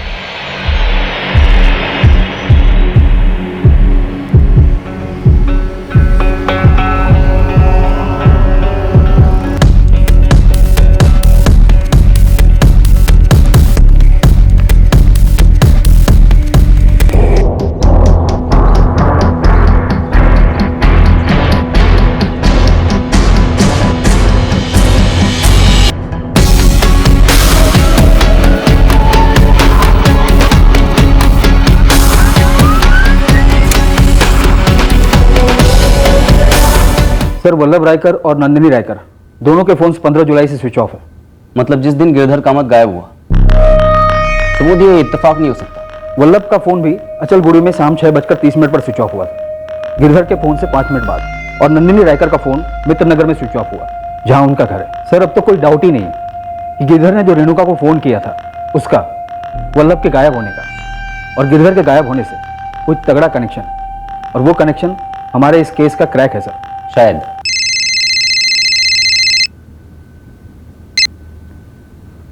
बोल चंदर। एक खबर मिली है कामत फैमिली से जुड़ी हुई। यहाँ नेत्रागिरी सोसाइटी है एक, वहाँ लता कामत का फ्लैट था जो 2 महीने पहले 60 लाख में बिका है।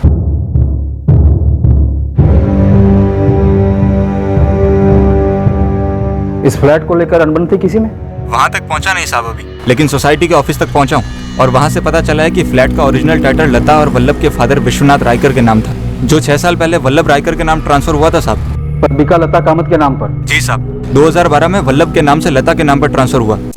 वल्लभ और नंदिनी गायब है और गिरधर वल्लभ की पहली पत्नी रेणुका से मिलना चाह रहा था 2 हफ्ते पहले। सर, 2013 में वल्लभ और रेणुका का डाइवोर्स हुआ था और 2012 में फ्लैट वल्लभ के नाम से उसकी सिस्टर लता कामत के नाम पर ट्रांसफर हुआ था। कहीं ऐसा तो नहीं फ्लैट लता और गिरधर ने बेचा हो और वल्लभ उसमें से अपना हिस्सा मांग रहा हो और इन दोनों ने मना कर दिया, और फिर गिरधर का मर्डर हुआ हो, या फिर गिरधर का मर्डर नहीं हुआ बल्कि मर्डर हुआ हो वल्लभ का। और नंदिनी, वो भी तो गायब है, उसका क्या किरदार हो सकता है इस समय? सुबोध, इस लता कामत को हाजिर करो।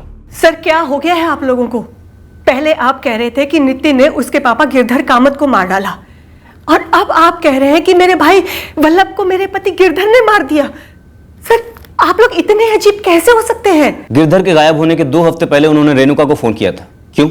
बंद कीजिए सर बकवास।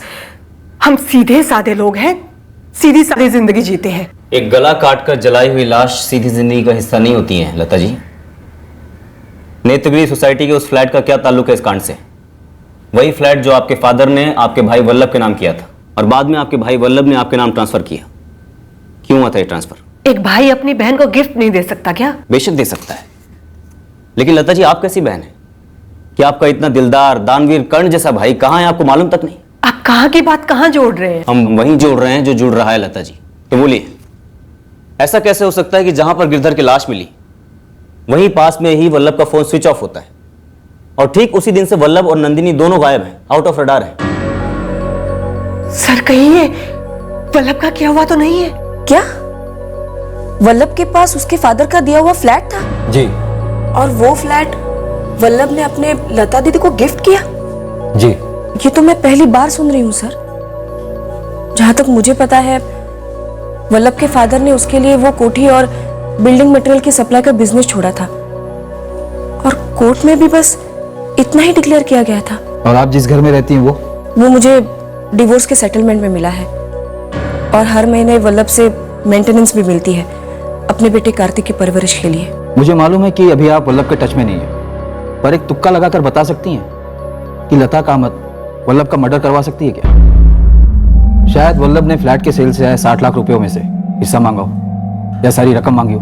मैं नहीं जानती सर, लेकिन मैं इसके बारे में लता दीदी से पूछ सकती हूँ, शायद वो कुछ बता दे और इससे गिरधर जी के मर्डर का खुलासा हो जाए।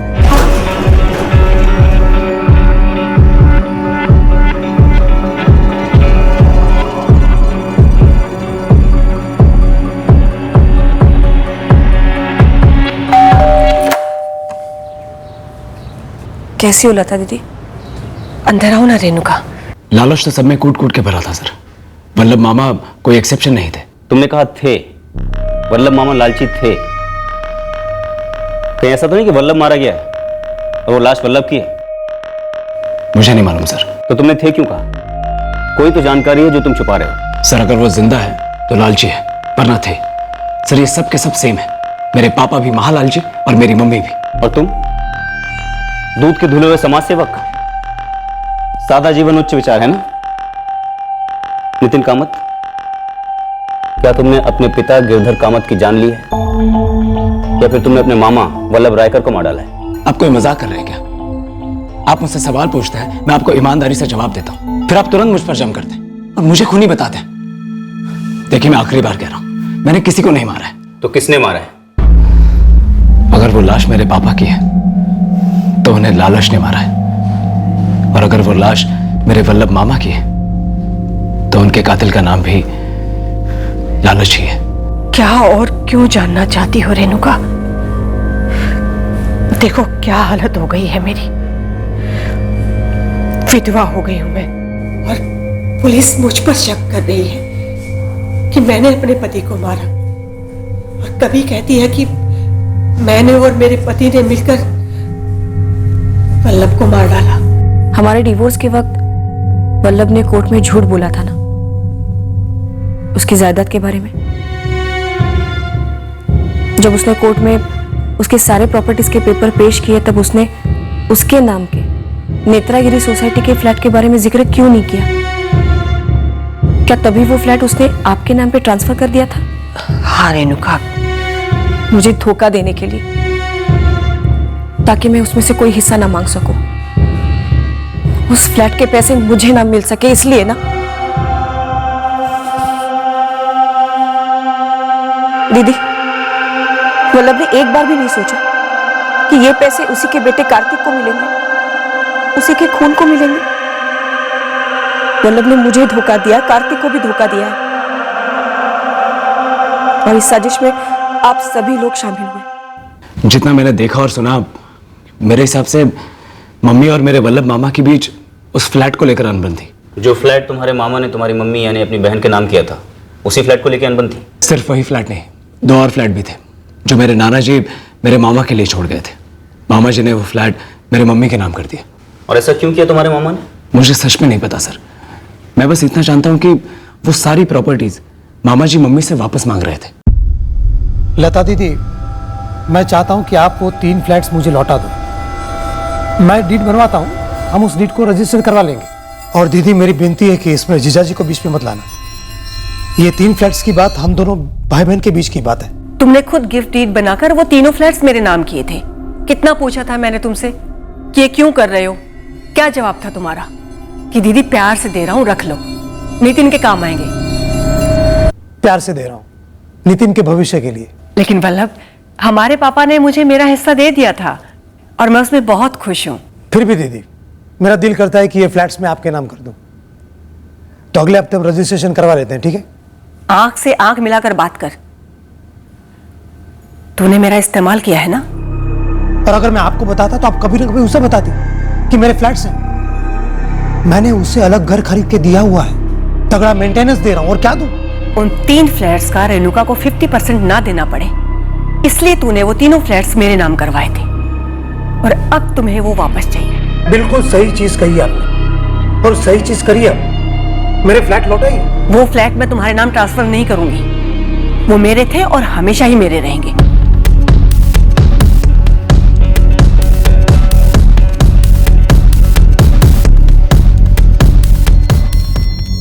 लता का फ्लैट वो तो बेच दिया। वो फ्लैट मेरा था जीजा जी, इसलिए वो पैसे भी मेरे हैं। तुम्हारा उन पैसों पर कोई हक नहीं है वल्लभ।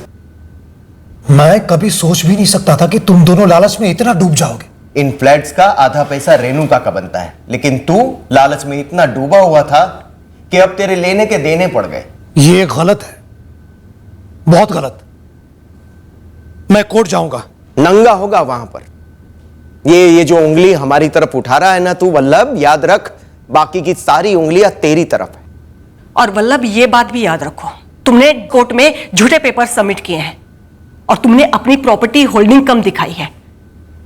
और अगर मैं रेणुका को यह बात बता दूं कि तुमने वो तीनों फ्लैट्स मेरे नाम इसलिए करवाए थे ताकि डाइवोर्स सेटलमेंट के टाइम पर तुम 50% उसे ना दे सको, बोल दूं उसे सच? इतनी हिम्मत नहीं है तुम दोनों में।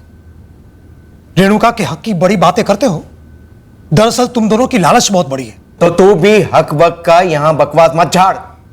कानूनी तौर पर अब ये सारे फ्लैट्स लता के नाम पर।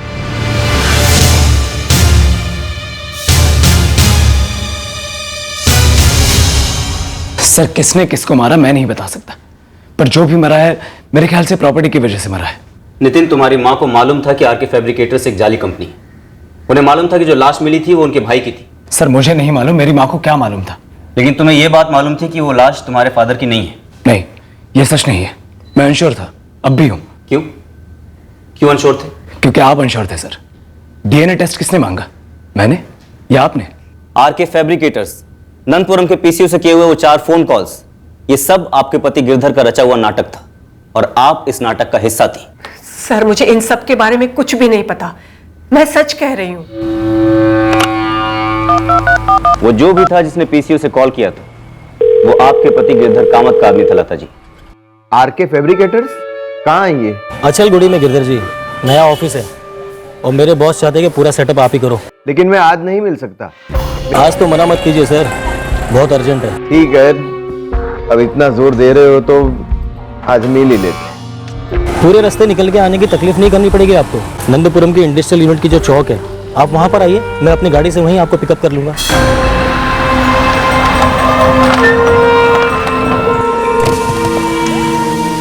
आइए गिरधर जी, बैठिए। आपके पति गिरधर कहाँ है लता जी? कहाँ छुपे हैं वो? और जो लाश मिली है वो आपके भाई वल्लभ की है ना? सर मुझे सच में कुछ नहीं मालूम। सब कुछ पता है लता जी आपको। ये सारा खेल आपके भाई वल्लभ की उन 3 पुश्तैनी प्रॉपर्टीज को लेकर हुआ, जिसका आधा हिस्सा वल्लभ अपनी पत्नी रेणुका को तलाक में बतौर सेटलमेंट के शेयर के तौर पर नहीं देना चाहता था। इसलिए उसने ये तीनों प्रॉपर्टीज आपको गिफ्ट कर दी। लेकिन तलाक हो जाने के बावजूद भी आप उसे ये प्रॉपर्टीज लौटा नहीं रही थी। सर मैं नहीं जानती कि मेरे पति इस वक्त कहाँ है, और मुझे यह भी नहीं पता कि वो लाश मेरे भाई वल्लभ की है या नहीं। बस मैं इतना जानती हूँ कि मेरे पति कभी भी किसी को मारने की साजिश नहीं रच सकते। नंदिनी कहाँ है? वो क्यों गायब है? इस खेल में उसका क्या किरदार है, या फिर उसे ही मार डाला गया है? सर मुझे कुछ नहीं पता, मैं सच कह रही हूँ। किसी की हत्या हुई थी और इस दगाबाजी और लालच के कांड के मुख्य खिलाड़ी सख्त पूछताछ के बाद भी टस से मस नहीं हो रहे थे। हम डीएनए रिपोर्ट का इंतजार कर रहे थे ताकि यह स्पष्ट हो जाता कि विक्टिम कौन था और कौन था मुजरिम जिसका पीछा हमें करना था। पर यह बात डीएनए रिपोर्ट आने के पहले ही साफ हो गई। साहब बेलगाम से बोल रहा हूँ, आपको आपके केस का मास्टरमाइंड दे रहा हूँ। कौन है? गिरधर कामत? नहीं साहब, वल्लभ रायकर, उसका साला, यानी कि उसकी दूसरी बीवी नंदिनी का भाई जो है आदिनाथ शिनॉय, एक हिस्ट्री शीटर है। बेंगलुरु में उसकी फाइल मिलेगी आपको। ये तीनों साथ है वहाँ, वल्लभ, नंदिनी और आदिनाथ? हाँ साहब। सर वल्लभ रायकर का साला आदिनाथ वल्लभ के बिल्डिंग मटेरियल सप्लाई के बिजनेस में रिकवरी का काम करता था। उसके थ्रू ये वल्लभ आदिनाथ की बहन नंदिनी को मिला और फिर उनका अफेयर शुरू हुआ। बेलगाम पुलिस पहुंची स्पॉट पर? बस 2 मिनट में पहुंच रही।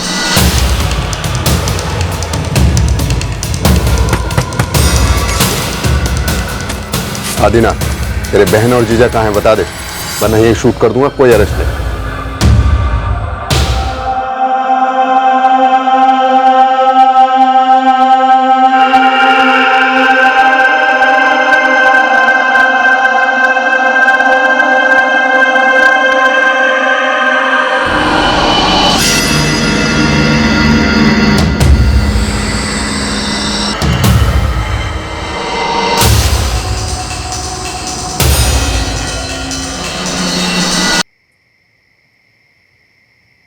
वल्लभ, तुम्हारी सबसे बड़ी गलती ये थी कि तुमने लता दीदी को ये सच सच नहीं बताया कि तुम अपनी प्रॉपर्टी उनके नाम पे ट्रांसफर क्यों कर रहे हो।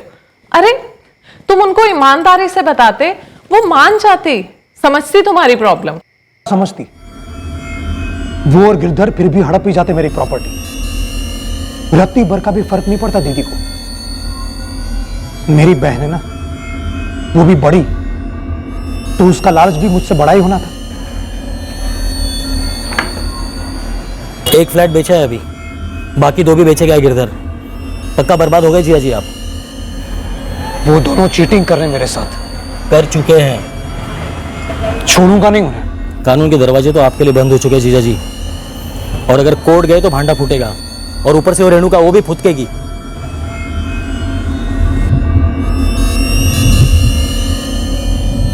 मुझे धक्का देना था उन्हें, खास करके लता दीदी को, कि किसी और के हक की प्रॉपर्टी हड़प कर वो मजे तो नहीं ले सकते। और कितनी देर लगेगी? अचलगुड़ी पे पहुंच गए ना? बस गिरधर जी 5 मिनट और।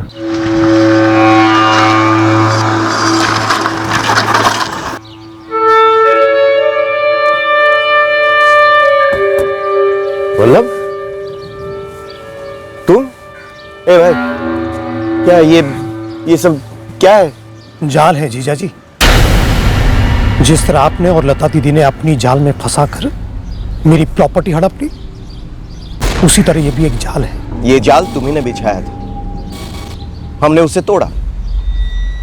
ये फ्लैट बेचकर उसमें से जो भी मिला उसका एक हिस्सा मैं रेणुका को देने वाला हूं। ना जीजा जी, आप किसी को कुछ नहीं दोगे।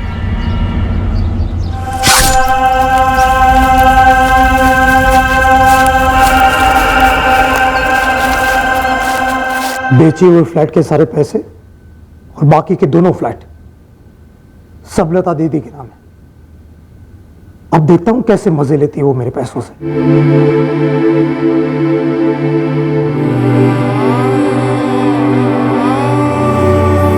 क्यों किया आप दोनों ने ऐसा? हमने कभी नहीं सोचा था कि बात यहां पर आकर खत्म होगी।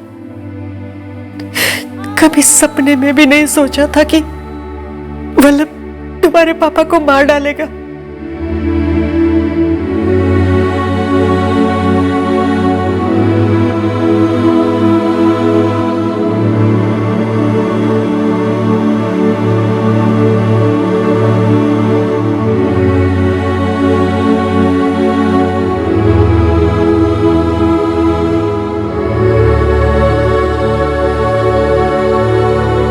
इस तरह के और भी एपिसोड देखने के लिए हमारे चैनल को सब्सक्राइब करें और बेल आइकन दबाना ना भूलें।